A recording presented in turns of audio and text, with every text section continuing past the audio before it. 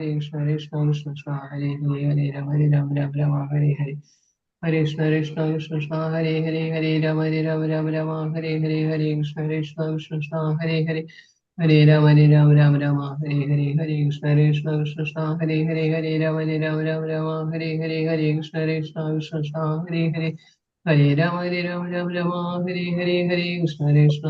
Hare Hare Hare Rama Hare Hare Hare Krishna Krishna Krishna Hare Hare Hare Rama Hare Hare Hare Krishna Krishna Hare Hare Hare Rama Hare Hare Hare Krishna Krishna Krishna Hare Hare Hare Rama Hare Hare Hare Krishna Krishna Hare Hare Hare Rama Hare Hare Hare Krishna Krishna Krishna Hare Hare Hare Rama Hare Hare Hare Krishna Krishna Hare Hare Hare Rama Hare Hare Hare Krishna Krishna Krishna Hare Hare Hare Rama Hare Krishna Krishna Krishna Hare Hare Hare Rama Hare Hare Hare Krishna Krishna Krishna Hare Hare Hare Rama Hare Hare Hare Krishna Krishna Krishna Hare Hare Hare Rama Hare Hare Hare Krishna Krishna Krishna Hare Hare Hare Rama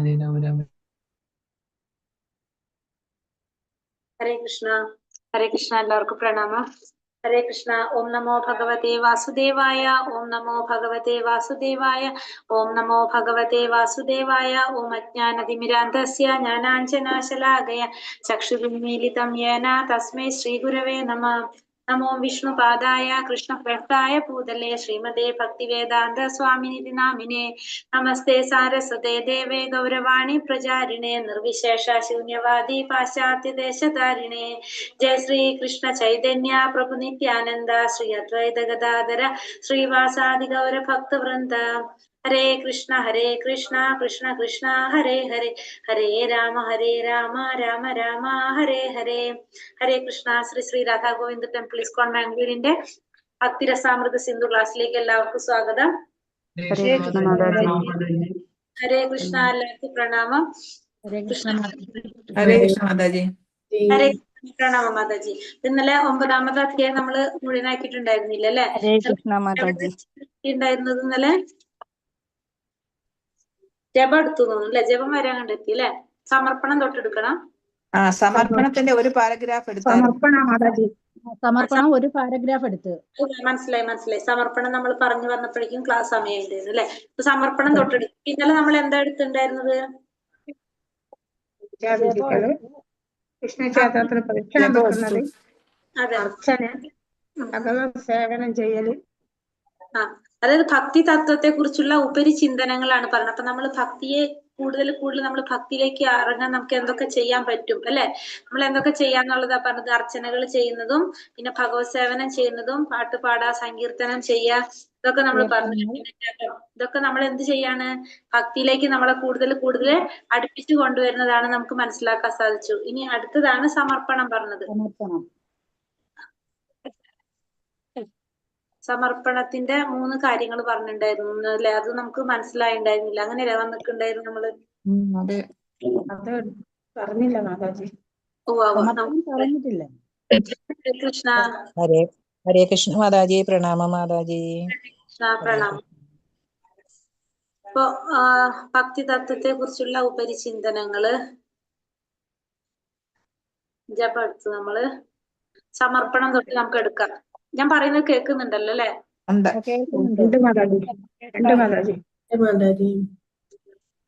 net disturb ഉണ്ടെന്ന് ഇവിടെ. അപ്പൊ video of ചെയ്തിട്ടുണ്ട്. കേൾക്കണില്ലെങ്കിൽ പറയണേ. ഇപ്പൊ സമർപ്പണം, ഭഗവാന്റെ പാതാരവിന്ദങ്ങളിൽ സമർപ്പണം ചെയ്യുന്നതിനെ കുറിച്ച് പത്മപുരാണത്തിൽ ചില പരാമർശങ്ങളുണ്ട്. സമചിത്തരായ ഭക്തന്മാർക്ക് കൃഷ്ണനോട് താഴെ പറയുന്ന 3 വിധേയത്വം കാണിക്കാം. 3 തരത്തില് ഭഗവാന്റെ സമചിത്തരായിട്ടുള്ള ഭക്തന്മാർക്ക് കൃഷ്ണനോട് 3 വിധത്തില് വിധേയത്വം കാണിക്കാം. എങ്ങനെയൊക്കെയാണ്? ഒന്ന് സംപ്രാർത്ഥനാത്മികം. ഒന്നാമത്തത് തികച്ചും സ്വതന്ത്രമായിട്ടുള്ള പ്രാർത്ഥന. അതാണ് സംപ്രാർത്ഥനാത്മികം എന്ന് പറയുന്നത്. രണ്ടാമത്തത് ദൈനവോധികം. ദൈനവോധികം എന്ന് വെച്ചിട്ടുണ്ടെങ്കിൽ പൂർണ്ണമായിട്ടുള്ള സമർപ്പണം. മൂന്നാമത്തത് ലാലസാമയി, സമ്പൂർണ്ണ ഘട്ടത്തെ ആഗ്രഹിക്കുന്നതാണ് മൂന്നാമത്തത്. സമ്പൂർണ്ണ ഘട്ടത്തെ ആഗ്രഹിക്കുക എന്ന് പറഞ്ഞാല് ഒരിക്കലും ഇന്ദ്രിയ സംതൃപ്തമല്ല അവിടെ അർത്ഥാക്കുന്നത്. ഭഗവാനുമായുള്ള വ്യവസ്ഥാപിത ഗ്രന്ഥത്തെ കുറിച്ച് ബോധവാനാകുമ്പോൾ സമ്പൂർണ്ണ ഘട്ടത്തെ ആഗ്രഹിക്കുന്നത് ഒരിക്കലും ഇന്ദ്രിയ സംതൃപ്തനമല്ല. ഭഗവാനുമായുള്ള വ്യവസ്ഥാപിത ഗ്രന്ഥത്തെ കുറിച്ച് ബോധവാനാകുന്നയാൾ തന്റെ ആദിമ നില മനസ്സിലാക്കുകയും ആ നിലയിൽ പുനഃസ്ഥാപിക്കപ്പെടാൻ ആഗ്രഹിക്കുകയും ചെയ്യുന്നു. അതായത് ഭഗവാനെ കുറിച്ച് മനസ്സിലാക്കിയിട്ട് തന്റെ ആദ്യത്തെ നിലയിലേക്ക് എത്താനായിട്ട് അത് പുനഃസ്ഥാപിക്കപ്പെടാൻ ആഗ്രഹിക്കുന്നതാണ് മൂന്നാമത്തെ ഘട്ടം, ലാലസാമയി എന്ന് പറയുന്നത്. അതായത് ഭഗവാന്റെ ദാസൻ, സുഹൃത്ത്, പിതാവ്, കാമുകി എന്നിങ്ങനെ ഏതെങ്കിലും നിലയിൽ ഇതിനാ പറയുന്നത് എന്താണ്, ലാലസാമയി അഥവാ ഒരുവന്റെ സ്വാഭാവിക നിലയിലേക്ക് മടങ്ങിപ്പോകാനുള്ള ഇച്ഛാരൂപം എന്ന് പറയുന്നത്. പൂർണ്ണമായ ആത്മീയ പുരോഗതിയും വെളിപാടിന്റെയും ഫലമായി ഭഗവാനുമായുള്ള തന്റെ ആദിമ ബന്ധത്തെ കുറിച്ച് മനസ്സിലാക്കുമ്പോഴുള്ള പരിപൂർണ മോചനം സംസിദ്ധമാകുന്ന സ്വരൂപസിദ്ധി എന്ന സാങ്കേതിക അവസ്ഥയിലേക്ക് ലാലസാമയി ഘട്ടം എന്ന വിധേയത്വം. അതായത് ഇവിടെ നമ്മൾ എന്താ പറഞ്ഞത്, 3 ഘട്ടത്തില് സമചിത്തരായ ഭക്തന്മാർക്ക് ഭഗവാനോട് 3 വിധത്തില് വിധേയത്വം കാണിക്കാന്ന് പറയുന്നത്. ഒന്നാമത്തത് പറഞ്ഞത് സംപ്രാർത്ഥനാത്മകം, സ്വതന്ത്രമായ പ്രാർത്ഥന എന്ന് പറഞ്ഞു. അപ്പൊ സംപ്രാർത്ഥനാത്മകം എന്ന് പറഞ്ഞാല് എന്ന് വെച്ചിട്ടുണ്ടെങ്കിൽ നന്നായിട്ട് അല്ലെങ്കിൽ പൂർണ്ണമായിട്ട് ചെയ്യാം. അപ്പൊ ഇത് ഒരു ഭക്തൻ തന്റെ മനസ്സിൽ, അതായത് നമ്മുടെ മനസ്സിൽ തോന്നുന്ന കാര്യങ്ങള് നമ്മൾ ഒരു മറയും ഇല്ലാതെ ഭഗവാനോട് നമ്മുടെ ഇഷ്ടപ്രകാരം നമ്മൾ പ്രാർത്ഥിക്കുക. അതാണ് എന്ത് പറയുന്നത്, പ്രാർത്ഥനാത്മികം എന്ന് പറഞ്ഞാൽ സ്വതന്ത്രമായിട്ടുള്ള പ്രാർത്ഥന. അവിടെ നമുക്ക് എന്തില്ല, നിയമങ്ങളില്ല, ഒന്നുമില്ല. നമ്മളെ മനസ്സിൽ തോന്നുന്ന കാര്യങ്ങള് നമ്മൾ ഒരു മറയില്ലാതെ ഭഗവാനോട് നമ്മളെ ഇഷ്ടത്തോടെ നമ്മൾ പ്രാർത്ഥിക്കുക. അതിനാണ് എന്ത് പറയുന്നത്, സംപ്രാർത്ഥനാത്മകം എന്ന് പറഞ്ഞാൽ നന്നായിട്ട് പൂർണ്ണമായിട്ട് നമ്മൾ മനസ്സിൽ തോന്നുന്നു പ്രാർത്ഥിക്കുക. അപ്പൊ അവിടെ നമ്മൾ ഭഗവാനോട് നമ്മൾ സംസാരിക്കുന്ന പോലെ നമ്മൾ പ്രാർത്ഥിക്കുകയാണ്. അപ്പൊ എന്താണ്, ആ ഭഗവാനും ഭക്തനും തമ്മിലുള്ള ബന്ധം എങ്ങനെയാണ്, ഒരു സുഹൃത്തിനെ പോലെയോ അല്ലെങ്കിൽ എങ്ങനെയാണോ നമുക്കൊരു കാര്യസ്ഥനെ പോലെ അല്ലെങ്കിൽ നമുക്ക് വേണ്ട നിർദ്ദേശം നൽകുന്ന ഒരു വ്യക്തിയെ പോലെയോ അങ്ങനെ നമ്മൾ സംസാരിക്കുന്നു, നമ്മുടെ ആവശ്യങ്ങളൊക്കെ പറയുന്നു, നമ്മൾ അതിന് വേണ്ട നിർദ്ദേശങ്ങൾ ഭഗവാനോട് ചോദിക്കുന്നു. അപ്പൊ നമ്മുടെ ഹൃദയത്തില് നമുക്ക് സ്വാഭാവികമായിട്ടും തോന്നുന്നത് ഭഗവാൻ തോന്നിപ്പിക്കുകയാണെന്ന് തോന്നുന്നത്. അത്തരത്തിലുള്ള പ്രാർത്ഥനയാണ് എന്ത്, സംപ്രാർത്ഥനാത്മികം എന്ന് പറയുന്നത്. അപ്പൊ നമ്മളൊക്കെ ഭക്തിയിലേക്ക് വരുന്നതിന് മുന്നേ, ഭഗവാനെ കുറിച്ചൊക്കെ ഇത്രയും മനസ്സിലാക്കുന്നതിന് മുന്നേ നമ്മളൊക്കെ എങ്ങനെയാണ്, സംപ്രാർത്ഥനാത്മികം എന്ന് വേണിച്ച പറയാ. അതായത് നമുക്ക് യാതൊരു മറയില്ല, നമുക്ക് നിയമങ്ങളില്ല, ഒന്നുമില്ല. നമ്മൾ മനസ്സിൽ തോന്നുന്നതൊക്കെ നമ്മൾ എന്ത് ചെയ്യുക, ഭഗവാനോട് പ്രാർത്ഥിക്കുക.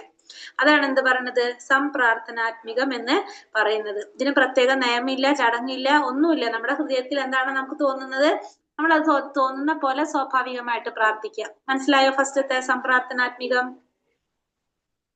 ഹരേ കൃഷ്ണ.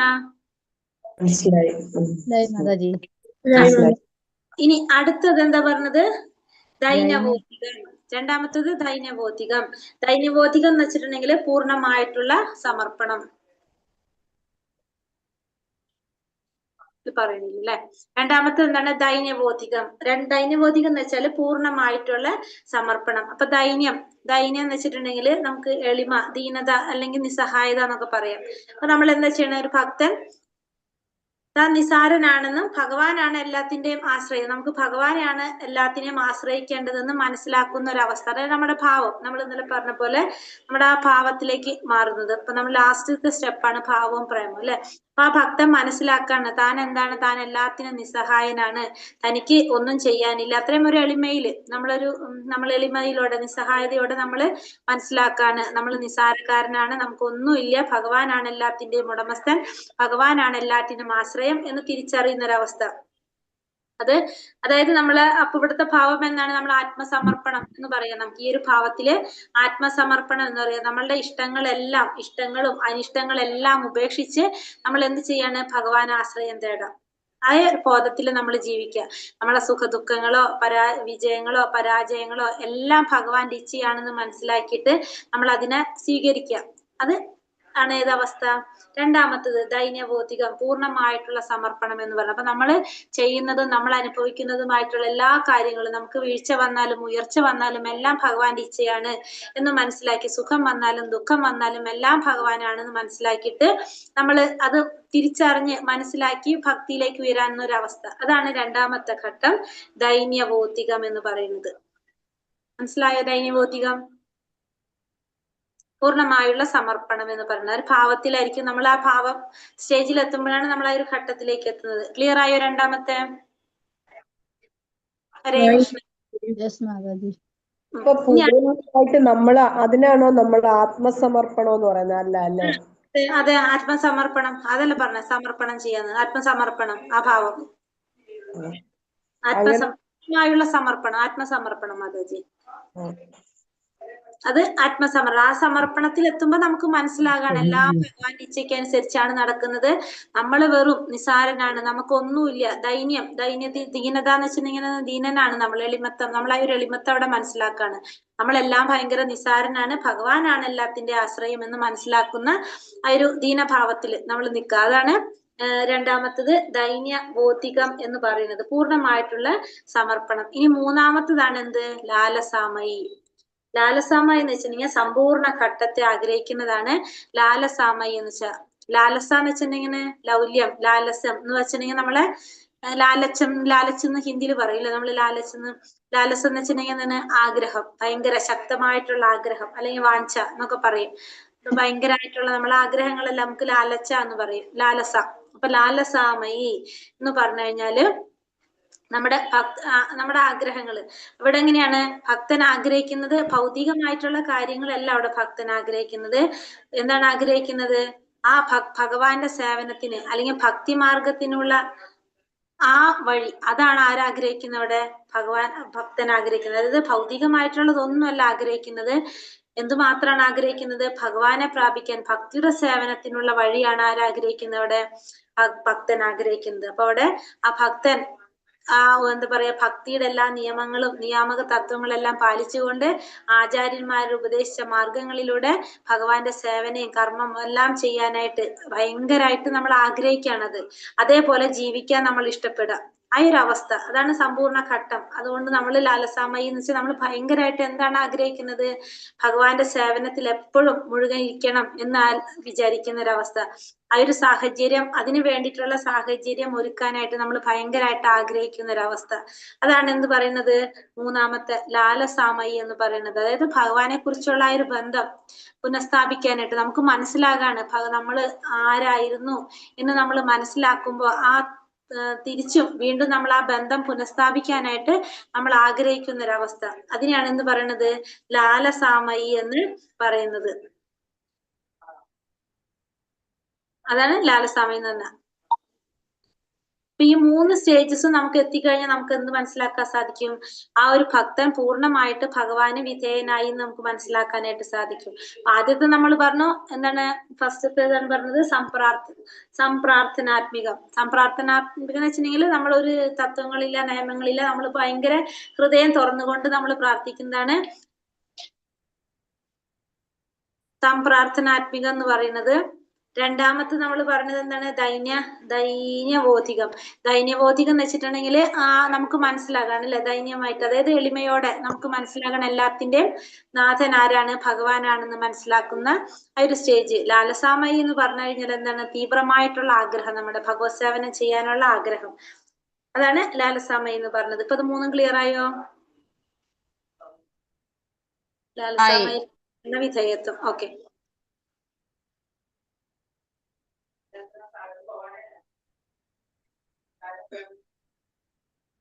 ഭഗവാനെ പ്രാർത്ഥിക്കുന്ന ഭക്തന്മാരുടെ വിധേയത്വ ഭാവത്തെ കുറിച്ച് പത്മപുരാണത്തിൽ ഒരു പരാമർശമുണ്ട്. ഭഗവാനെ കുമാരിമാർക്ക് കുമാരന്മാരോട് സ്വാഭാവികമായ ഒരു സ്നേഹമുണ്ടെന്ന് എനിക്കറിയാം.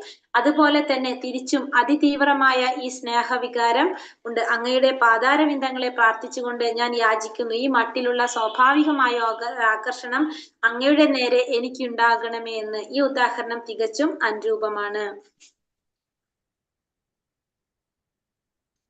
ഇവിടെ ഭഗവാനെ എന്താണ് പത്മപുരാണത്തില് ഉള്ളൊരു പരാമർശമാണ് പറയുന്നത് അല്ലെ, കുമാരിമാർക്ക് കുമാരന്മാരോട് സ്വാഭാവികമായിട്ടൊരു ആകർഷണം ഉണ്ട്, നമുക്കറിയാവുന്ന കാര്യം, അതറിയാം. അതുപോലെ തന്നെ അതിതീവ്രമായിട്ടുള്ള ഒരു സ്നേഹവികാരം ഉണ്ടാകും. അപ്പൊ അങ്ങയുടെ പാതാരവിന്ദങ്ങളെ പ്രാർത്ഥിച്ചുകൊണ്ട് എന്താണ് പ്രാർത്ഥിക്കുന്നത്? ഇതേ മട്ടിലുള്ള ഒരു വികാരം, ആകർഷണവും ഭഗവാന്റെ നേരെ എനിക്ക് ഉണ്ടാകണേ എന്നാണ് പറയുന്നത്. ഈ ഉദാഹരണം തികച്ചും അനുരൂപമാണ്. യുവക്കൾക്ക് എപ്പോഴും പരസ്പരം ആകർഷണം ഉണ്ടാവുക സ്വാഭാവികം മാത്രം. ഇതിന് മറ്റാരുടെയെങ്കിലും പരസ്പരം പരിചയപ്പെടുത്തൽ ആവശ്യമില്ല. സ്വാഭാവികമായ രതിപ്രചോദനം കൊണ്ട് തന്നെ, വിശേഷാൽ പരിശീലനമൊന്നും ഇല്ലാതെ തന്നെ ഇത്തരം ഒരു ആകർഷണം ഉണ്ടാകും. ഇത് ഭൗതികമായ ഒരു ഉദാഹരണമാണ്. പക്ഷേ ഭക്തൻ ആഗ്രഹിക്കുന്നത് ഭഗവാനുമായി ഇത്തരത്തിലുള്ള താനെ ഉണ്ടാകുന്ന ഒരു സ്നേഹബന്ധമാണ്. നമുക്കറിയാവുന്നതാണ് അല്ലെ. അതായത് ഒരു യുവക്കൾക്ക് നമുക്കറിയാം ഒരു സ്റ്റേജിൽ എന്തുണ്ടാവും, തമ്മിൽ ഒരു ആകർഷണം ഉണ്ടാകും, സ്വാഭാവികമായിട്ട് ഉണ്ടാകുന്നതാണ്. അതിന് പരസ്പരം മറ്റൊരാൾ പരിചയപ്പെടുത്തി കൊടുക്കേണ്ടവരെ അല്ലെങ്കിൽ പരസ്പരം പരിചയപ്പെടുത്തേണ്ട ആവശ്യമൊന്നുമില്ല. അതേപോലെ തന്നെ ഭക്തൻ ആഗ്രഹിക്കുന്ന എന്താണ്, ഭഗവാനുമായിട്ട് ഇത്തരത്തിലുള്ള ഒരു ബന്ധം ഉണ്ടാകാൻ, താനെ തന്നെ ഉണ്ടാകുന്ന ബന്ധം. നമ്മൾ പറഞ്ഞു, നമ്മൾ വൈദ്യസാധന ഭക്തിയൊക്കെ ചെയ്ത് പതുക്കെയാണ് നമ്മൾ അതിലേക്ക് എത്തുന്നത്. പക്ഷെ നമുക്ക് തന്നെത്താനൊരു ബന്ധം ഉണ്ടാകാനായിട്ടാണ് ആരാഗ്രഹിക്കുന്നത്, ഭക്തൻ ആഗ്രഹിക്കുന്നത്. ഏതെങ്കിലും ലാഭചിന്തയോ മറ്റെന്തെങ്കിലും കാരണമോ ഇതിനില്ല എന്നതാണ് സത്യം. ആത്മസാക്ഷാത്കാരത്തിന്റെ പൂർണ്ണ ഘട്ടമാണ് ഭഗവാനോടുള്ള ഈ സ്വാഭാവിക ആകർഷണം എന്ന് പറയുന്നത്. അപ്പൊ ആത്മസാക്ഷാത്കാരത്തിന്റെ പൂർണ്ണഘട്ടം, അവിടെ എന്തില്ല, ലാഭചിന്ത മറ്റെന്തെങ്കിലും കാരണം ഒന്നും അതിനില്ല. അതാണ് ഭഗവാനോടുള്ള സ്വാഭാവികമായിട്ടുള്ള ആകർഷണം എന്ന് പറയുന്നത്. വിനയത്തിന്റെ പേരിലുള്ള വിധേയത്വത്തെ കുറിച്ച് പത്മപുരാണത്തിൽ പറയുന്നുണ്ട്. പ്രിയപ്പെട്ട ഭഗവാനെ, എന്നേക്കാൾ പാപിയായ ഒരു ജീവാത്മാവുമില്ല, എന്നേക്കാൾ ധിക്കാരിയായ മറ്റാരുമില്ല. എന്റെ പാപകർമ്മങ്ങൾ ഏറ്റുപറയാൻ വന്നപ്പോൾ സ്വയം നാണിച്ചു പോകത്തക്കവണ്ണം അപരാധിയും പാപിയുമായി പോയി ഞാൻ. ഇതാണ് ഭക്തന്റെ സ്വാഭാവിക നില. ഒരു ഭക്തന്റെ സ്വാഭാവികമായിട്ടുള്ള നില എന്ന് പറയുന്നത്, കാരണം നമ്മൾ പാപങ്ങൾ ഏറ്റു പറയാൻ പോകുമ്പോ നമ്മള് എന്താണ്, നാണിച്ചു പോകത്തക്ക വിധം അപരാധിയും പാപിയുമായി പോയി ഞാൻ. കാരണം ഏറ്റു പറയാൻ പോകുമ്പോ നമുക്ക് എന്താണ്, നമുക്കിപ്പോ ഒരു ചാൻസ് തരാണ്. നമ്മൾ ചെയ്ത പുണ്യവും നമ്മൾ ചെയ്ത പാപവും പറയാൻ പറഞ്ഞാല് നമുക്ക് ഏറ്റവും കൂടുതൽ പറയാനുണ്ടാവും എന്തായിരിക്കും, പാപങ്ങളായിരിക്കും പുണ്യങ്ങളെക്കാൾ, അല്ലെ? അപ്പൊ നമ്മള് സ്വയം നാണിച്ചു പോകത്തക്ക വിധം അപരാധിയുമാണ് പാപിയുമാണ് ഞാൻ എന്നാണ് ഒരു ഭക്തന്റെ സ്വാഭാവികമായിട്ടുള്ള ഒരു നില എന്ന് പറയുന്നത്. ഭഗവാനോട് പറയാണ്, എന്നേക്കാൾ പാപിയ ഒരു ജീവാത്മാവില്ല, എന്നേക്കാൾ ധിക്കാരിയായിട്ടുള്ള മറ്റാരുമില്ല. കാരണം പാപകർമ്മങ്ങൾ ഏറ്റുപറയാൻ പറഞ്ഞു കഴിഞ്ഞാൽ നമുക്ക് തന്നെ അറിയല്ലേ, ശരിയായ രീതിയിൽ നമ്മൾ പറയാൻ പറഞ്ഞു കഴിഞ്ഞാല് നമുക്ക് ഏറ്റവും കൂടുതൽ എന്താ ഉണ്ടാവുക, നമ്മൾ ചെയ്ത പാപങ്ങളായിരിക്കും ഉണ്ടാകുന്നത്. അതുകൊണ്ട് തന്നെ നാണിച്ചു പോകത്തക്ക വിധം അപരാധിയും പാപിയുമായി എന്നാണ് പറയുന്നത്. അതാണ് ഒരു ഭക്തന്റെ സ്വാഭാവികമായിട്ടുള്ള നില. ഭക്താത്മാവിനെ സംബന്ധിച്ചിടത്തോളം പൂർവ്വജന്മത്തിൽ തീർച്ചയായും പാപകർമ്മങ്ങൾ ചെയ്തിട്ടുള്ളത് തീർച്ചയാണ്. ഇത് സമ്മതിക്കുകയും ഭഗവാന്റെ മുമ്പിൽ പറയുകയും വേണം. ഇത് ചെയ്തു കഴിയുന്നതോടെ യഥാർത്ഥ ഭഗവാൻ മാപ്പ് നൽകുന്നു. അപ്പോ ബദ്ധാത്മാവിനെ സംബന്ധിച്ചിടത്തോളം എന്താണ്, നമുക്കറിയാവുന്നതാണ്, പൂർവ്വജന്മങ്ങളിലൊക്കെ നമ്മൾ പല പല കർമ്മങ്ങൾ ചെയ്തിട്ടുണ്ടാവും. അതിന്റെ ഫലമായിട്ടാണ് നമ്മൾ ഈ ഒരു ജീവിതം കിട്ടുന്നതും നമ്മൾ ജീവിച്ചു പോകുന്നതൊക്കെ. ഇത് ഭഗവാന്റെ മുന്നിൽ ഏറ്റുപറയുക, അത് ചെയ്തു കഴിയുന്നതോടെ ആ ഭക്തന് ഭഗവാൻ മാപ്പ് കൊടുക്കുക. അപ്പൊ നമ്മൾ എന്ത് ചെയ്യണം, നമ്മൾ ചെയ്ത തെറ്റ് നമ്മൾ ഭഗവാന്റെ മുന്നില് മാപ്പ് പറയുക. അപ്പൊ ഭഗവാൻ നമുക്ക് മാപ്പ് തരാണ് ഏറ്റുപറയുമ്പോൾ. എന്നാൽ ഒരേ പാപപ്രവർത്തികൾ വീണ്ടും വീണ്ടും ആവർത്തിക്കുമ്പോഴൊക്കെ ഭഗവാൻ മാപ്പ് നൽകുമെന്ന് കരുതി തെറ്റാവർത്തിക്കാനുള്ള ദുഷ്പ്രവണത വച്ചു പുലർത്താൻ ആരും തുനിയരുത്. പക്ഷെ ഒരു പ്രാവശ്യം നമ്മൾ അത് ചെയ്തു കഴിഞ്ഞാൽ എന്താണ്, അറിയാതെ ചെയ്യുന്നത്. അത് വീണ്ടും വീണ്ടും ചെയ്തുകൊണ്ടിരുന്നു കഴിഞ്ഞാൽ ആ തെറ്റാവർത്തിച്ചു കഴിഞ്ഞാൽ അതെന്താണ്, അത് പ്രവണതയായി. നമ്മുടെ നാണം കെട്ടവർ മാത്രമേ അങ്ങനെ ചെയ്യുകയുള്ളൂ. എന്റെ തെറ്റുകുറ്റങ്ങൾ ഏറ്റുപറയാൻ വന്നപ്പോൾ ഞാൻ ലജ്ജിച്ചു പോയി എന്ന് പറഞ്ഞിരിക്കുന്ന കാര്യം സർവപ്രധാനമാണ്. സ്വന്തം പാപകൃത്യങ്ങളെ കുറിച്ച് ലജ്ജിക്കാതെ ഭഗവാൻ എല്ലാം ക്ഷമിച്ചുകൊള്ളുമെന്ന് വിചാരിച്ച് വീണ്ടും വീണ്ടും അതേ പാപകർമ്മങ്ങളിൽ ഏർപ്പെടുക എന്നത് വങ്കത്വം നിറഞ്ഞ ചിന്താഗതിയാണ്. ഒരു പ്രാവശ്യം നമ്മൾ തെറ്റ് ചെയ്തു, വീണ്ടും നമ്മൾ ആ തെറ്റ് ആവർത്തിച്ചു കഴിഞ്ഞാല് പിന്നെന്താണ് സംഭവിക്കുന്നത്, അത് വങ്കത്വം നിറഞ്ഞ ചിന്താഗതിയാണ്. കാരണം ഭഗവാൻ ക്ഷമിക്കുമെന്ന് കരുതിയിട്ട് വീണ്ടും വീണ്ടും അതേ പാപം തന്നെ വീണ്ടും വീണ്ടും ചെയ്യാന്ന് പറഞ്ഞ അതെന്താണ്, വങ്കത്വം നിറഞ്ഞ ചിന്താഗതിയാണ്. നാരദീയ പഞ്ചരാത്രത്തിൽ വിധേയത്വത്തെ കുറിച്ച് പ്രസ്താവമുണ്ട്. മറ്റൊരു പ്രസ്താവം ഭക്തൻ പറയുന്നു, ഭഗവാനെ, താമരക്കണ്ണ, നിരന്തരം ഒഴുകുന്ന കണ്ണീരോട് കൂടി ഭ്രാന്തനെ പോലെ അങ്ങയുടെ തിരുനാമം പാടി എനിക്ക് യമുനാ തീരത്ത് കഴിഞ്ഞുകൂടാൻ സാധിക്കുന്ന ആ ദിനം എന്ന് വന്നെത്തും. ഇത് മറ്റൊരു സമ്പൂർണ്ണ ഘട്ടമാണ്. അങ്ങയെ കാണാത്ത ഒരവസ്ഥയിൽ ഓരോ നിമിഷവും 12 സംവത്സരമായും ലോകം തന്നെ നിശൂന്യമായും തോന്നുന്ന അവസ്ഥയാണ് ചൈതന്യ മഹാപ്രഭു ആഗ്രഹിച്ചത്. ഉള്ളിൽ തട്ടി പ്രാർത്ഥിക്കുകയും സ്വന്തം രീതിയിൽ ഭഗവാനെ സേവിക്കാൻ ഉത്സുകനാകുകയുമാണ് വേണ്ടത്. ഇതാണ് എല്ലാ ഭക്തന്മാരുടെയും, വിശേഷിച്ച് ചൈതന്യ മഹാപ്രഭുവിന്റെ ഉപദേശം. ഇവിടെ എന്താ പറയുന്നത്, നാരദീയ പഞ്ചരാത്രത്തില് പറയുന്ന പ്രസ്താവന ഭക്തൻ പറയുന്നതാണ്, താമരക്കണ്ണ എന്ന് വിളിക്കുന്ന ഭഗവാന് നിരന്തരം ഒഴുകി കണ്ണീരോടുകൂടി ഭ്രാന്തനെ പോലെ അങ്ങയുടെ തിരുനാമം പാടി എനിക്ക് യമുനാ തീരത്ത് കഴിഞ്ഞുകൂടാൻ സാധിക്കുന്ന ആ ദിനം അത് എന്ന് വന്നെത്തുന്നാണ് ഭഗവാനോട് ചോദിക്കുന്നത്. ഇത് മറ്റൊരു സമ്പൂർണ്ണ ഘട്ടമാണ്. എന്താണ്, ഭഗവാനെ കാണാത്തൊരവസ്ഥയില് ഓരോ നിമിഷവും എങ്ങനെ തോന്നുന്ന 12 സംവത്സരമായിട്ടും ലോകം തന്നെ ശൂന്യമായിട്ടും തോന്നുന്ന അവസ്ഥ. അതാണ് ചൈതന്യ മഹാപ്രഭുവും ആഗ്രഹിച്ചത്. ഉള്ളിൽ തട്ടി പ്രാർത്ഥിക്കുക, സ്വന്തം രീതിയിൽ ഭഗവാനെ സേവിക്കാൻ ഉത്സുകനാകുകയാണ് വേണ്ടത്. ഇതാണ് ഭക്തന്മാരുടെയും, അത് വിശേഷിച്ച് ചൈതന്യ മഹാപ്രഭുവിന്റെ ഉപദേശം. അപ്പൊ ശുദ്ധ ഭക്തന്മാരും ചൈതന്യ മഹാപ്രഭുവും എല്ലാം ഉപദേശിച്ചത് എന്താണ്? ഏതൊരവസ്ഥയിലും എന്ത് ചെയ്തുകൊണ്ടിരിക്കണം? ഭഗവാനെ പ്രാർത്ഥിച്ചു കൊണ്ടിരിക്കുക, ഭഗവാനെ സേവിച്ചു കൊണ്ടിരിക്കാനായിട്ട് ഉത്സാഹം കാട്ടുക, ഉത്സുകനാകുക. അതാണ് ചൈതന്യ മഹാപ്രഭുവിന്റെ ഉപദേശം.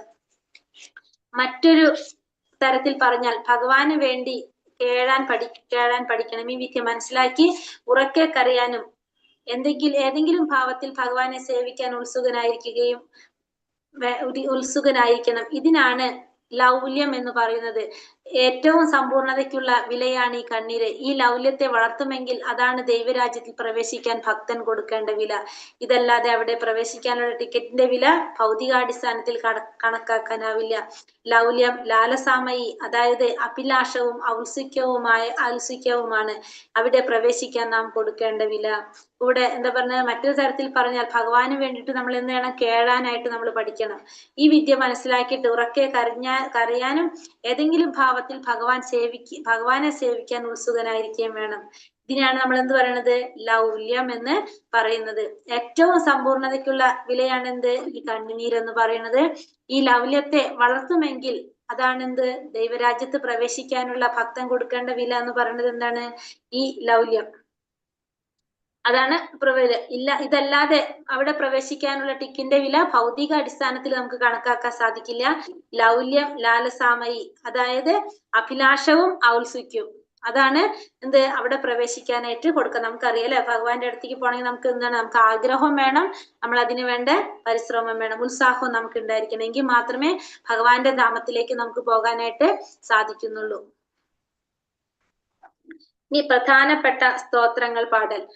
പണ്ഡിതന്മാരുടെ അഭിപ്രായത്തിൽ ഭഗവത്ഗീത നിറയെ പ്രാമാണികമായ പ്രാർത്ഥനകളാണ്. വിശേഷിച്ചും വിരാട് രൂപത്തോട് അർജുനൻ നടത്തുന്ന പ്രാർത്ഥന ഉൾക്കൊള്ളുന്ന അധ്യായം 11, അതുപോലെ തന്നെ ഗൗതമി തന്ത്രത്തിലെ എല്ലാ പദ്യങ്ങളും പ്രാർത്ഥനയാണ്. ശ്രീമദ് ഭാഗവതത്തിലും 100 കണക്കിന് പ്രാർത്ഥനകളുണ്ട്. ഭക്തന് ചൊല്ലാൻ ഇവയിൽ ഏതെങ്കിലും ചിലത് തിരഞ്ഞെടുക്കാം. ഇത്തരം സ്തോത്രങ്ങളുടെ മഹാത്മ്യം സ്കന്ദപുരാണത്തിൽ പറയുന്നുണ്ട്. ഭഗവത് സ്തോത്രങ്ങൾ കൊണ്ട്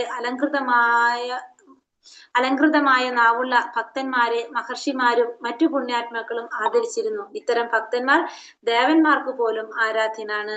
ഇവിടെ എന്താ പറഞ്ഞത്? പ്രധാനപ്പെട്ട സ്തോത്രങ്ങൾ പാടാം. ഇപ്പൊ പണ്ഡിതന്മാരുടെ അഭിപ്രായത്തിൽ എന്താണ്? ഭഗവത്ഗീത നിറയെ പ്രാമാണികമായ പ്രാർത്ഥനകളാണ്. വിശേഷിച്ചും വിരാട് രൂപത്തോട് അർജുനൻ നടത്തുന്ന പ്രാർത്ഥന ഉൾക്കൊള്ളുന്ന 11ാമത്തെ അധ്യായം. പിന്നെ ഗൗതമി തന്ത്രത്തില് എല്ലാ പദ്യങ്ങളും എങ്ങനെയാണ്? പ്രാർത്ഥനയാണ്. പിന്നെ ഭാഗവതത്തില് 100 കണക്കിന് പ്രാർത്ഥനകളുണ്ട്.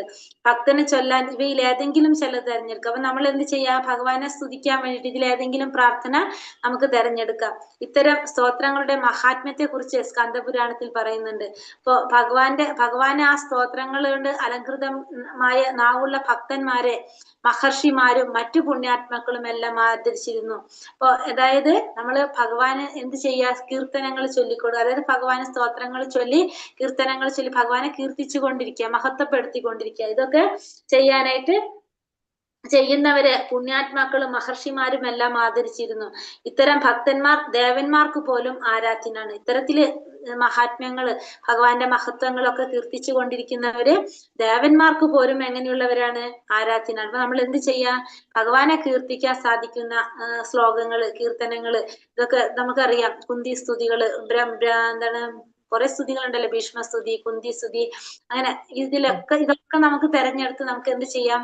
ഭഗവാനെ സ്തുതിച്ചു കൊണ്ടിരിക്കാം, സ്തോത്രങ്ങൾ ചൊല്ലിക്കൊണ്ടിരിക്കുക. ഇതൊക്കെ ചെയ്യുന്നവരെ പുണ്യാത്മാക്കളായിട്ടാണ് പറയുന്നത്. അവര് ദേവന്മാർക്ക് പോലും ആരാധ്യനാണ് ഇത്തരത്തിലുള്ളവര്.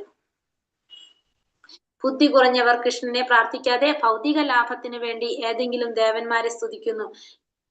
എന്നാൽ സദാ ഭഗവാനെ പ്രാർത്ഥിക്കുന്ന ഒരു ഭക്തൻ ദേവന്മാർക്ക് പോലും ആരാധ്യനാണെന്ന് ഇവിടെ പറഞ്ഞിരിക്കുന്നു. ശുദ്ധ ഭക്തന്മാർക്ക് ദേവന്മാരോട് ആവശ്യപ്പെടാൻ ഒന്നുമില്ല, മറിച്ച് ശുദ്ധ ഭക്തന്മാരെ ആരാധിക്കാൻ ഔത്സുക്യം കാണിക്കുന്നുണ്ട് താനും.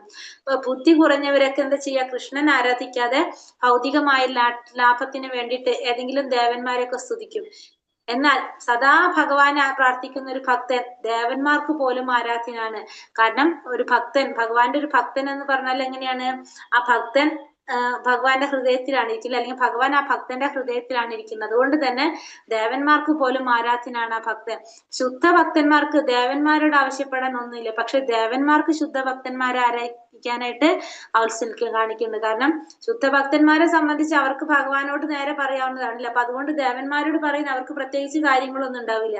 പക്ഷെ ദേവന്മാരെ സംബന്ധിച്ച് എന്താണ്, ശുദ്ധ ഭക്തന്മാരോട് പറയാനായിട്ട് അവർക്ക് ഉണ്ടാവും. കാരണം ഭഗവാനോട് കുറച്ചുകൂടി കൂടുതൽ അടുത്ത് ആർക്ക് ഇരിക്കാൻ സാധിക്കും? ശുദ്ധ ഭക്തന്മാർക്ക് ഇരിക്കാൻ സാധിക്കും. കാരണം എപ്പോഴും ഭഗവാനെ തന്നെ സ്മരിച്ചുകൊണ്ടിരിക്കുന്ന ശുദ്ധ ഭക്തന്മാരുടെ ഹൃദയത്തിലാണ് ആരിയ്ക്കുന്നത്? ഭഗവാൻ ഇരിക്കുന്നത്. ഇനി പ്രസാദ ഭക്ഷണം. ആദരപൂർവം നിത്യേന ഭഗവത് പ്രസാദം കഴിക്കുകയും ചരണതീർത്ഥം കുടിക്കുകയും ചെയ്യുന്ന ഭക്തൻ 1000 യാഗം നടത്തുന്നതിന് തുല്യമായ ഫലം നേടുന്നെന്ന് പത്മപുരാണം പറയുന്നു. അപ്പൊ പത്മപുരാണത്തിൽ പറയുന്നത് പ്രസാദം, ഭഗവത് പ്രസാദം, നിത്യേന പ്രസാദം കഴിക്കുക, ചരണാമൃതം കുടിക്കുക. അത് ചെയ്യുന്നവര് 1000 യാഗം നടത്തുന്നതിന് തുല്യമായിട്ടുള്ള ഫലം നേടുന്നു. അപ്പൊ അത്ര വിശേഷാണ് എന്ത്? ഭഗവാന്റെ ആ പ്രസാദം കഴിക്കുന്നതും ചരണതീർത്ഥം കുടിക്കുന്നതും. ചരണാമൃതം എന്ന് വെച്ചാൽ ഭഗവാൻ അഭിഷേകം ചെയ്ത ആ ജലാണ്, അത് കുടിക്കുന്നതും അത്രയും വിശേഷപ്പെട്ടതാണ്. മാതാജി 7:53. ഇന്ന് കുഴപ്പമില്ല മാതാജി, ഇന്ന് ഇത്തിരി നേരം കൂടി എടുക്കാം നമുക്ക്. ശരി ശരി, ഹരേ കൃഷ്ണ. ഇന്ന് പ്രൊജക്ട് തന്നിരിക്കുക, അപ്പൊ അത് റെക്കോർഡ് ചെയ്ത് വിടേണ്ടത്. അപ്പൊ ഞാനത് കഴിഞ്ഞിട്ട് 9:30 10 മണിക്കുള്ളിൽ വിട്ടാൽ മതി എന്ന് പറഞ്ഞിരിക്കുന്നു. അപ്പൊ നോക്കിയിട്ട് അതുകൊണ്ട് പിന്നെ കംപ്ലീറ്റ് ചെയ്യാന്ന് വെച്ചിട്ടത്. ചരണാമൃതം നയിക്കും മാതാജി. ചരണാമൃതം പാനം. ഭഗവാന്റെ വിഗ്രഹത്തിൽ അഭിഷേകം നടത്തിയ ജലം ശേഖരിച്ചിരിക്കുന്നതാണ് ചരണാമൃതം. ചരണാമൃതം എന്ന് വെച്ചാൽ എന്താണ്? ഭഗവാന്റെ വിഗ്രഹത്തിൽ അഭിഷേകം നടത്തിയ ജലം ശേഖരിച്ചെടുക്കുന്നതാണ് എന്ത്?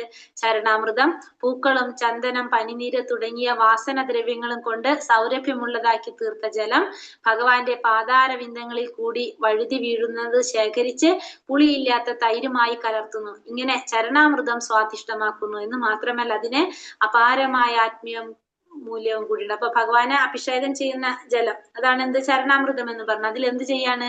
അതായത് ഭഗവാൻ അഭിഷേകം ചെയ്യുമ്പോൾ പൂക്കളും ചന്ദനം, പനിനീര് തുടങ്ങിയ വാസനദ്രവ്യങ്ങൾ കൊണ്ട് സൗരഭ്യമുള്ളതാക്കി തീർത്ത ജലം ഭഗവാന്റെ പാതാരവിന്ദങ്ങളിലൂടെ ഒഴുകി വീഴുക.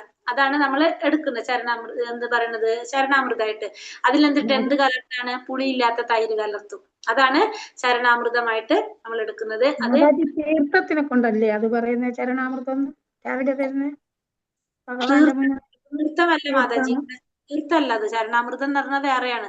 ചരണാമൃതം എന്ന് വെച്ചിട്ടുണ്ടെങ്കിൽ ഇസ്കോൺ ക്ഷേത്രങ്ങളിൽ നമുക്ക് കറക്റ്റ് ആയിട്ട് അറിയാൻ പറ്റും. നമ്മളെ അമ്പലങ്ങളിൽ വെറുതെ തീർത്ഥാണ് തരുന്നത്. പക്ഷെ ഇസ്കോൺ ക്ഷേത്രങ്ങളിൽ ചെയ്യുന്നതെന്ന് വെച്ചിട്ടുണ്ടെങ്കിൽ ഭഗവാൻ അഭിഷേകം ചെയ്യുമല്ലോ ഡെയിലി. അഭിഷേകം ചെയ്ത ജലത്തില് നമ്മൾ ഈ പറഞ്ഞ പോലെ തന്നെ തൈര്, പുളിയില്ലാത്ത തൈര് കലർത്തിയിട്ടാണ് അത് ഉണ്ടാക്കുന്നത് ചരണാമൃതം. ആ ഇസ്കോൺ ക്ഷേത്രങ്ങളിൽ പോകുമ്പോൾ നിങ്ങൾക്ക് കാണാൻ സാധിക്കും, അവിടെ ഫ്രണ്ടിൽ തന്നെ ഏതെങ്കിലും ഒരു സൈഡിൽ വെച്ചിട്ടുണ്ടാവും ചരണാമൃതം. നമുക്ക് അതിൽ നിന്ന് എടുത്തിട്ട് കുടിക്കാൻ പറ്റും എല്ലാവർക്കും. ഒരു സ്പൂണോ അല്ലെങ്കിൽ ചിലപ്പോൾ അവിടെ ആരെങ്കിലും ഉണ്ടാവും എടുത്ത് തരാനായിട്ട്, ഇല്ലെങ്കിൽ നമ്മൾ എടുത്തിട്ടത് കുടിക്കും എല്ലാവരും. ചരണാമൃതം ഡെയിലി ഉണ്ടാവും അതവിടെ. പുളിയില്ലാത്ത തൈരായിട്ട് കലർത്തിയിട്ട് വെക്കുന്നതാണത്. നമ്മളിവിടെ എനിക്ക് തോന്നുന്നു അങ്ങനെ എനിക്ക് കണ്ടിട്ടില്ല കേട്ടോ ഞാൻ. ഹരേ കൃഷ്ണ. അല്ല, വൃന്ദാവനത്തിലുണ്ട് മാതാജി. നമ്മളിവിടെ മീൻസ് നാട്ടിലത്തെ അമ്പലത്തിലെ കാര്യം പറഞ്ഞു.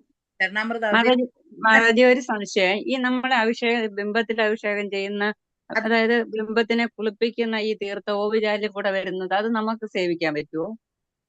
ശരിക്കും പറഞ്ഞു കഴിഞ്ഞാൽ നമ്മള് ആത്മീയായിട്ട് പറഞ്ഞു കഴിഞ്ഞാൽ നമുക്ക് എടുക്കാന്ന് പറയാ. അല്ലാന്ന് പറഞ്ഞു കഴിഞ്ഞാൽ അത് വൃത്തി ഉണ്ടാവില്ല മാതാജി, അങ്ങനെ ഒരു പ്രോബ്ലം ഉണ്ടാവും. ഇങ്ങനെ കേട്ടിട്ടുണ്ട്. ഇത് നമ്മൾ ഒരുപാട് ആളുകളുടെ സങ്കടം ദുഃഖം ഇതിലേക്ക് നമ്മള് ഇങ്ങനെ നമ്മൾ അമ്പലത്തിൽ ചെന്നെങ്കിൽ പ്രാർത്ഥിച്ചുകൊണ്ട് നിൽക്കുമല്ലോ. അപ്പൊ ഇതൊക്കെ ഇതില് ഉള്ളത് കൊണ്ട് നമ്മൾ അത് എടുത്തു കഴിഞ്ഞാല് നമുക്ക് നന്നായിട്ട് വരില്ല എന്ന് പറയണം. അതാണ് ഞാൻ അങ്ങനെ ചോദിക്കാൻ കാര്യം. അങ്ങനെയൊന്നുമില്ല. പക്ഷെ ശരിക്കും നമ്മൾ പറഞ്ഞ ചരണാമൃതം എന്ന് പറഞ്ഞാല് അതിപ്പോ എവിടെ നിന്ന് അത് ഒഴുകി വന്നിട്ട് അത് ഇങ്ങനെ ഇപ്പൊ ചിലത് നമുക്കറിയാം അമ്പലങ്ങളിൽ വന്നിട്ടല്ലേ അത് ഓവി കൂടെ വരുന്നത്. ആ ഓവിനൊന്നും ഒരു വൃത്തിയില്ല.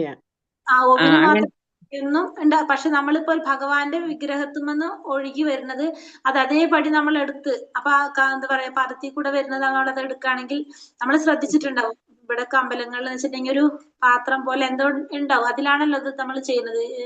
അതിന് വേണ്ടിയിട്ട് ചെറിയ വിഗ്രഹം, ഇപ്പൊ നമ്മള് മംഗളാരതി അറ്റൻഡ് ചെയ്യുന്നവർക്കറിയാം, വലിയ വിഗ്രഹം ഉണ്ട്, ചെറുതും ഉണ്ടാവും. കണ്ടിട്ടുണ്ടോ നിങ്ങള്? മംഗളാരതി രാവിലത്തെ മംഗളാരതിയിൽ ശ്രദ്ധിച്ചാല് റാണിയുടെയും വലുതും ഉണ്ട്, അതിന്റെ അടുത്ത് തന്നെ ചെറുതും ഇരിക്കുന്നുണ്ട്. വെച്ചിട്ടുണ്ട്. അതെ.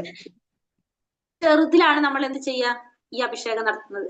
അപ്പൊ ആ ചെറുത് അഭിഷേകം നടത്താൻ അതിനൊരു പാത്രം ഉണ്ടാവും, നമുക്ക് ഒരു സ്റ്റീലിന്റെ വലിയ തളിക പോലത്തെ എന്തൊരു പാത്രം ഉണ്ടാവും. ആ പാത്രത്തില് ഭഗവാനെ നിർത്തിയിട്ടാണ് എന്ത് ചെയ്യാ, അതിലാണ് നമ്മൾ അഭിഷേകം ചെയ്യുക. അപ്പൊ അതിനൊരു ഓവ് പോലെ ഉണ്ടാവും നമ്മളെ. അപ്പൊ അത് ഓട്ടോമാറ്റിക് കളക്ട് ചെയ്യാൻ പറ്റും, നമുക്ക് എടുക്കാൻ പറ്റും നമുക്ക്.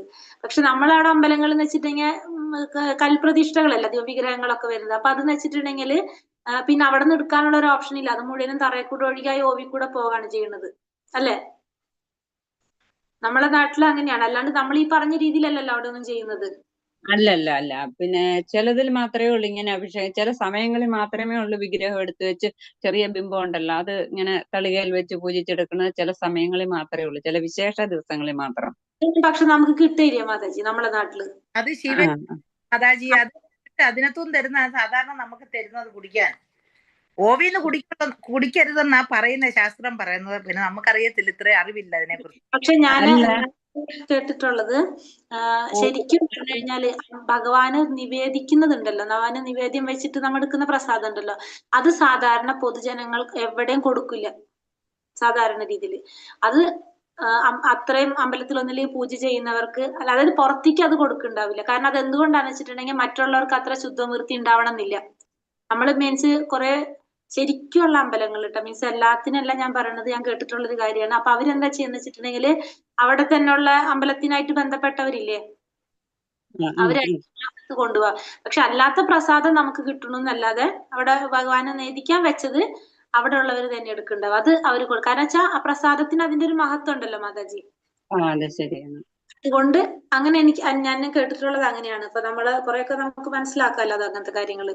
അമ്പലത്തിൽ ഞാൻ നിവേദിക്കുന്നത് അവര് ആ പ്രസാദം ഇപ്പൊ അവിടുത്തെ ബന്ധപ്പെട്ട പൂജാരി ആയിരിക്കും, അവരവിടെ കുറച്ച് പേരുണ്ടാവുമല്ലോ അവിടെ താമസിക്കുന്നവരും, അടുത്ത അങ്ങനെ അഗ്രഹാരം പോലെയൊക്കെ താമസിക്കുന്നവരുണ്ടല്ലോ, അവര് കണ്ടിട്ടുണ്ട് കൊണ്ടുപോകുന്ന, അവരൊക്കെ എടുക്കണ്ട. പക്ഷെ അല്ലാത്ത ബാക്കിയുള്ളതാണ് നമ്മൾ ഈ പറഞ്ഞ പ്രസാദം നമുക്ക് തരുന്നത്, പായസായാലും അതൊക്കെ തരുന്നത് കറക്റ്റ് ഭഗവാന് നേദിക്കുന്നത് അവർ പുറത്തേക്ക് കൊടുക്കില്ലാരും. കാരണം അതിന്റെ കാരണം വേറെ ഒന്നും കൊണ്ടല്ല, നമ്മൾ ആ ഈ രീതിയിൽ അത് ചെയ്തില്ലെങ്കിൽ അതൊരു ദോഷമാണല്ലോ. പ്രസാദം എന്ന് വെച്ചിട്ടുണ്ടെങ്കിൽ അത്രയും വിശേഷപ്പെട്ടതാണല്ലോ. പക്ഷേ പശുക്കാറുണ്ട് മാതാജി.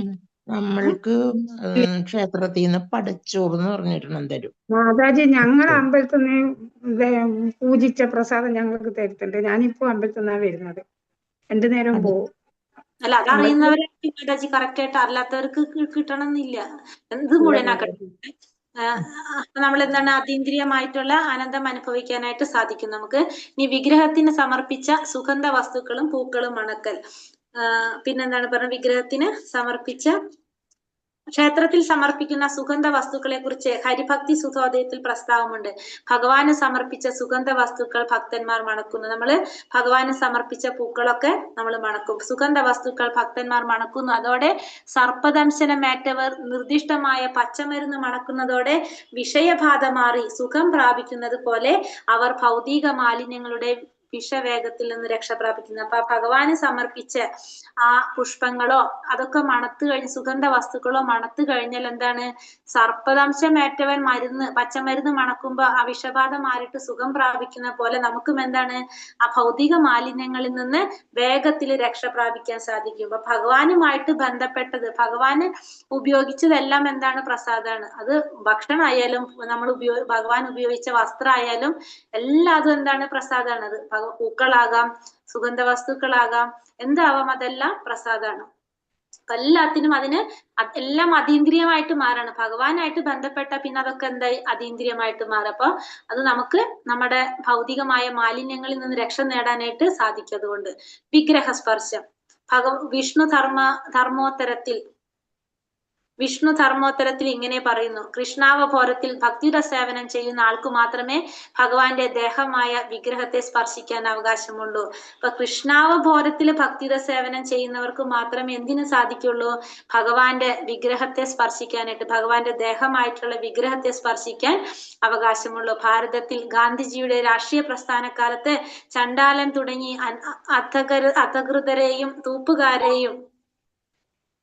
അധകൃതരെയും തൂപ്പുകാരെയും മറ്റും ക്ഷേത്രത്തിൽ കടക്കാൻ അനുവദിക്കാത്തതിനെതിരെ പ്രക്ഷോഭണം നടന്നിരുന്നു. അവരുടെ ശുചിത്വമില്ലാത്ത സമ്പ്രദായം കാരണമായിരുന്നു ഈ വിലക്ക്. അപ്പോ ഭഗവാന്റെ വിഗ്രഹത്തിൽ സ്പർശിക്കണമെങ്കിൽ നമുക്ക് എന്തുണ്ടാവണം?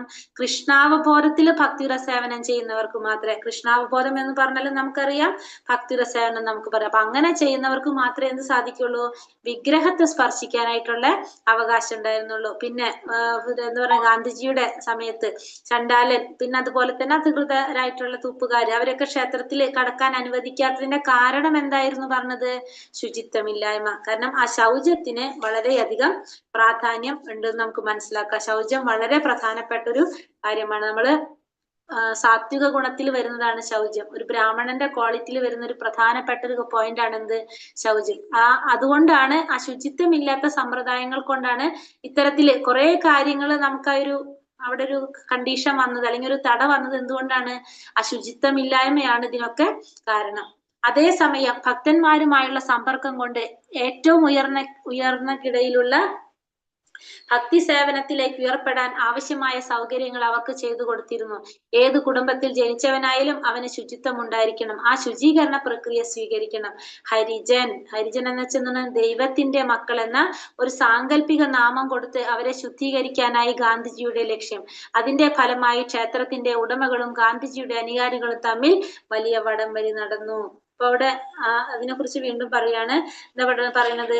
ഹരിജൻ എന്ന് വെച്ചാൽ ഹരിയുടെ മക്കള്, ദൈവത്തിന്റെ മക്കൾ എന്നാണ് പറഞ്ഞത്. അപ്പൊ എന്തായിരുന്നു ലക്ഷ്യം? അത് സാങ്കല്പിക നാമം കൊടുത്ത് അവരെ ശുദ്ധീകരിക്കാൻ വേണ്ടിയിട്ടായിരുന്നു ഗാന്ധിജി അത് ചെയ്തത്. പക്ഷെ അതിന്റെ ഫലമായിട്ട് എന്താണ്? ക്ഷേത്രത്തിന്റെ ഉടമകളും ഗാന്ധിജിയും തമ്മില് വലിയൊരു വടംവലി തന്നെ നടന്നു എന്നാണ് പറയുന്നത്. എന്താ? ശുചിത്വം ഉണ്ടാവണം. ഏത് കുടുംബത്തിൽ ജനിച്ചവനായാലും എന്താ വേണം? ശുചിത്വം ഉണ്ടാവണം. എന്തായാലും ഇന്നത്തെ നിയമം മതഗ്രന്ഥങ്ങളുടെ നിയമം തന്നെയാണ്. ശുചിയായ ആർക്കും ക്ഷേത്രത്തിൽ കടക്കാമെന്നുള്ള നിയമം. വാസ്തവത്തിൽ അതാണ് സ്ഥിതി. വേണ്ട രീതിയിൽ ഉപദേശം സ്വീകരിച്ച് ചിട്ടയും ക്ഷേത്രാചാരങ്ങളും കർശനമായി പാലിക്കുന്നവർക്ക് ക്ഷേത്രത്തിൽ കടക്കാം, വിഗ്രഹം സ്പർശിക്കാം. അല്ലാതെ വഴിയെ പോകുന്നവർക്കാവില്ല. ഈ പറഞ്ഞ രീതിയിൽ ക്ഷേത്രത്തിൽ കടക്കാം, വിഗ്രഹം സ്പർശിക്കാം, ഭൗതിക പാപങ്ങളുടെ മാലിന്യങ്ങളിൽ നിന്ന് മുക്തനാകും. അങ്ങേ ക്ഷേത്രത്തിൽ കടന്ന് വിഗ്രഹത്തെ സ്പർശിക്കുന്നവൻ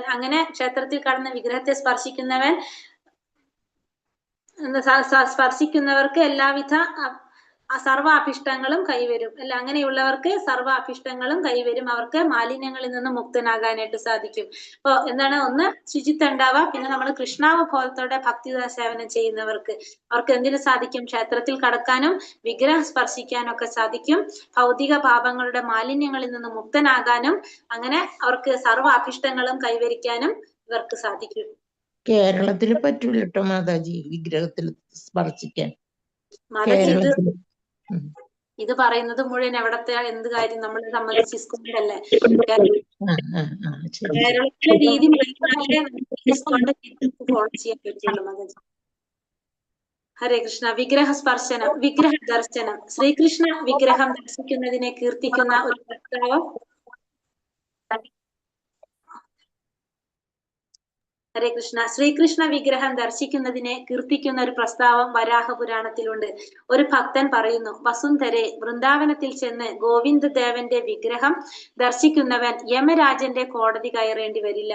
ഏറ്റവും ഉയർന്നതമായ ലോകങ്ങളിൽ, അതായത് ദേവന്മാരുടെ ലോകത്ത് അയാൾക്ക് പ്രവേശനം ലഭിക്കുകയും ചെയ്യും. അപ്പൊ കൃഷ്ണന്റെ വിഗ്രഹം ദർശിക്കുന്നതിന് കീർത്തിക്കുന്ന ഒരു പ്രസ്താവമാണ് പറയുന്നത്, വരാഹ പുരാണത്തിൽ പറയുന്നത്. എന്താണ് പറയുന്നത്? വൃന്ദാവനത്തിൽ ചെന്ന് ഗോവിന്ദന്റെ വിഗ്രഹം കാണുന്നവൻ എന്താണ്? യമരാജന്റെ കോടതിയിലേക്ക് പോകേണ്ടി വരില്ല. നമുക്ക് യമലോകത്തിലേക്ക് പോകേണ്ടി വരില്ല. ദേവന്മാരുടെ ലോകത്തേക്ക് പ്രവേശനം ലഭിക്കാം. പക്ഷെ എവിടേക്ക് പോകേണ്ടി വരില്ല? യമലോകത്തിലേക്ക് പോകേണ്ടി വരില്ല. വൃന്ദാവനത്തിലെ ഗോവിന്ദ വിഗ്രഹം ദർശിച്ചാൽ മാത്രം മതി ഒരാൾക്ക് ധാർമ്മിക ജീവിതത്തിന്റെ ഉന്നത ശ്രേണികളിലേക്ക് ഉയരാനായിട്ട്. നമുക്ക് എന്തുമാത്രം ചെയ്താൽ മതി? വൃന്ദാവനത്തിലെ ഗോവിന്ദന്റെ വിഗ്രഹം ദർശിച്ചാൽ മാത്രം മതി നമുക്ക് ധാർമ്മികമായ ജീവിതത്തിന്റെ ഉന്നത ശ്രേണിയിലേക്ക് ഉയരാനായിട്ട് സാധിക്കും. ഈ ആരതി ദർശനവും ഉത്സവാഘോഷങ്ങളും വിഗ്രഹത്തിന് ആരതി ഒഴിയുന്നത് കാണുന്നതിന്റെ ഫലത്തെ കുറിച്ച് സ്കന്ദപുരാണം പറയുന്നു. ആരതി നടക്കുമ്പോൾ ഭഗവാന്റെ മുഖം കാണുന്നവന്റെ സഹസ്രാബ്ദങ്ങളായി ചെയ്തു കൂട്ടിയിട്ടുള്ള പാപങ്ങളുടെ എല്ലാം ഫലം അതോടെ തീരും. ബ്രഹ്മഹത്യാ പാപം പോലും അതോടെ നശിക്കും. അപ്പൊ ഭഗവാൻ ആരതി നടക്കുമ്പോൾ ഭഗവാന്റെ തിരുമുഖം നമുക്ക് കാണാൻ സാധിച്ചു കഴിഞ്ഞാല് എത്രയോ സഹസ്രാബ്ദങ്ങളായിട്ട് ചെയ്തു കൂട്ടിയ പാപങ്ങൾ തീരും. ബ്രഹ്മഹത്യ പോലെ പാപം പോലും നശിക്കുന്ന പറയുന്നത്. നേരത്തെ സൂചിപ്പിച്ചതുപോലെ കൃഷ്ണന്റെ ജന്മദിനം, ശ്രീരാമ ജയന്തി, പ്രമുഖ വൈഷ്ണവരുടെ ജന്മദിനം, ജുലൻ യാത്ര, ധോളയാത്ര തുടങ്ങി പലതരം ശിഷ്ടാചാരങ്ങൾ നാം പാലിക്കേണ്ടതുണ്ട്. ഇത്തരം എല്ലാ മേളകളിലും ഭഗവാൻ രഥത്തിൽ എഴുന്നള്ളിക്കുക. അതായത് ഭഗവാൻ രഥത്തിൽ എഴുന്നള്ളുന്ന രഥയാത്ര നടക്കുന്ന പല പല സന്ദർഭങ്ങളുണ്ട് അല്ലെ. ജന്മദിനം, ജുലൻ യാത്ര, ധോളയാത്ര, അങ്ങനെ പല പല ആഘോഷങ്ങളുണ്ട് ഭഗവാന്റെ. അതൊക്കെ പങ്കെടുക്കുമ്പോ അതിലെന്താണ്, ബഹുജനങ്ങള്, എല്ലാ ജനങ്ങളും പങ്കെടുക്കുകയാണ്. ഇത്തരത്തിൽ എന്താ പറയാ, ഇതിലൊക്കെ നമ്മൾ പങ്കെടുക്കണം എന്നാ പറയുന്നത്. കാരണം നമുക്കറിയാം അല്ലെ, ഭഗവാൻ നേരത്തെ നമ്മൾ പറഞ്ഞു രഥയാത്ര ഒക്കെ നടക്കുമ്പോൾ നമ്മൾ അതിന്റെ കൂടെ നടക്കണം എന്ന് പറഞ്ഞിട്ടുണ്ടായിരുന്നു അല്ലെ. അപ്പൊ അത്തരം കാര്യങ്ങൾ ചെയ്യുന്നതിനെ കുറിച്ചാണ് പറയുന്നത്. എഴുന്നള്ളത്തിൽ ഭഗവാൻ വരുമ്പോൾ നമ്മളും അതിലൂടെ പങ്കെടുക്കുക. ബഹുജനങ്ങൾക്ക് ഭഗവാനെ ദർശിക്കാൻ വേണ്ടി ഈ രഥം നഗരത്തിലെ മിക്ക വീഥികളിൽ കൂടി ഘോഷയാത്രയായി കടന്നു പോകും.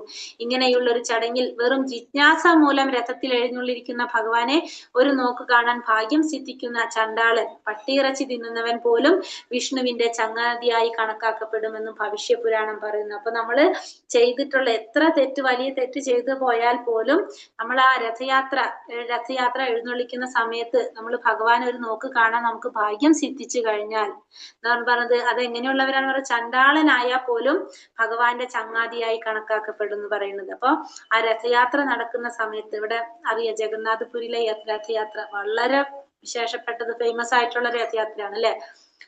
നമുക്ക് ആ രഥത്തിന്റെ അടുത്ത് പോയിട്ട് ഒന്ന് കാണാൻ പോലും പറ്റില്ല. കാരണം എത്രയോ ജനങ്ങളാണ് ഇപ്രാവശ്യം അതില് അപകടത്തിലൊക്കെ പെട്ട് മരണപ്പെട്ടിട്ടുണ്ടായിരുന്നു. ഇത്രയും ലക്ഷക്കണക്കിന് ആളുകളാണ് വരുന്നത്. കാരണം ആ ഭക്തന്മാരാണ് വരുന്നത്. ഇതൊക്കെ കാരണം വെച്ചിട്ടാണ് ഇത്രയും ആ വിശ്വാസമുള്ളവര്. കാരണം ആ രഥത്തിൽ എഴുന്നള്ളിക്കുന്ന ഭഗവാന്റെ അതിനെ അനുഗമിക്കാന്ന് പറഞ്ഞാൽ തന്നെ നമ്മൾ പറഞ്ഞു ഭയങ്കര ഭാഗ്യമാണ്. അതൊന്ന് നോക്ക് കാണാൻ സാധിച്ചു കഴിഞ്ഞാലോ അത് പറഞ്ഞൂടെ അല്ലെ, ഭഗവാന്റെ ചങ്ങാതിയായിട്ട് കണക്കാക്കുന്ന പറഞ്ഞു. അത്രയും വിശേഷമാണ് എന്ത്, രഥയാത്രയിൽ പങ്കെടുക്കാൻ സാധിക്കാന്നുള്ളത്. ഹരേ കൃഷ്ണ കൃഷ്ണ കൃഷ്ണ ഹരേ ഹരേ, ഹരേ രാമ രാമ രാമ ഹരേ ഹരേ. വഞ്ചാകൽപതരുഭ്യശ്ച കൃപാ സിന്ധോഭ്യവച പതിതാനാം പാവനേഭ്യോ വൈഷ്ണവേഭ്യോ നമോ നമ. അനന്തകോടി വൈഷ്ണവൃന്ദി കി ജയ്, ശ്രീല പ്രഭുപാദ് കി ജയ്, ഗുരുദേവ് കി ജയ്, നിതായ് ഗൗരബ്രഹ്മാനന്ദേ ഹരി ഹരി ബോൽ. ഹരേ കൃഷ്ണ. ഇതിലെ ക്വസ്റ്റ്യൻ ആൻസർ വല്ലതും നമ്മൾ നോക്കിയിട്ടുണ്ടായിരുന്നോ? ഇല്ല മാതാജി, ഇട്ടിട്ടുണ്ട് ഗ്രൂപ്പ്. 4 എണ്ണമേ ഉള്ള ആകെ. എന്താ ഒന്നാമത്തെ ശ്രീമദ് ഭാഗവതം 10-ാം സ്കന്ധം 74-ാം അധ്യായം 40-ാമത്തെ ശ്ലോകത്തിൽ പറയുന്നത് എന്താണ്? രാജൻ ഭഗവാനെയും അദ്ദേഹത്തിന്റെ ഭക്തന്മാരെയും ദുഷിച്ചു പറയുന്നത് കേട്ടിട്ടും ആ സ്ഥലം വിട്ടു പോകാത്തവന് അതുവരെ അയാളുടെ ധാർമ്മിക ജീവിതം വഴി നേടിയ നന്മ മുഴുവൻ നഷ്ടപ്പെടും. അതായത് ഭഗവാനെയും ഭഗവാന്റെ ഭക്തന്മാരെ നിന്ദിക്കുന്നത് നമ്മൾ കേട്ടു നിൽക്കാൻ പോലും പാടില്ല എന്നർത്ഥം. കേട്ടു നിൽക്കുന്നത് പോലും അപരാധമാണ്. ചൈതന്യ മഹാപ്രഭുവിന്റെ ശിഷ്ടാഷ്ടകത്തിലെ ആശയം ഈ അധ്യായത്തിൽ പറയുന്നത് എന്താണ്?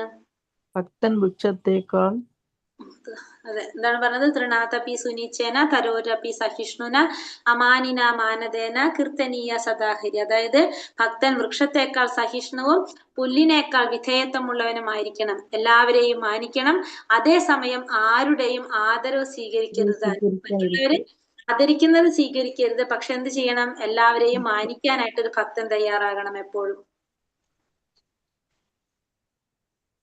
എപ്പോഴും ഒരു ഭക്തൻ സൗമ്യനായിരിക്കണം, സഹിഷ്ണുതയുള്ളവനായിരിക്കണം, സ്വന്തം അഭിമാനം പോലും ഉപേക്ഷിക്കാൻ തയ്യാറായി വരാം. കൃഷ്ണന്റെ ഭക്തന്മാരെയും അഭിമാനത്തിന്റെ കാര്യം വരുമ്പോൾ അപമാനം അയാൾ സഹിക്കാൻ പാടില്ല. അടുത്തത് ദൈവദൂഷണം വാക്കുകൾ കൊണ്ടാണെങ്കിൽ എങ്ങനെയാണ് ഒരു ഭക്തൻ നേരിടേണ്ടത്?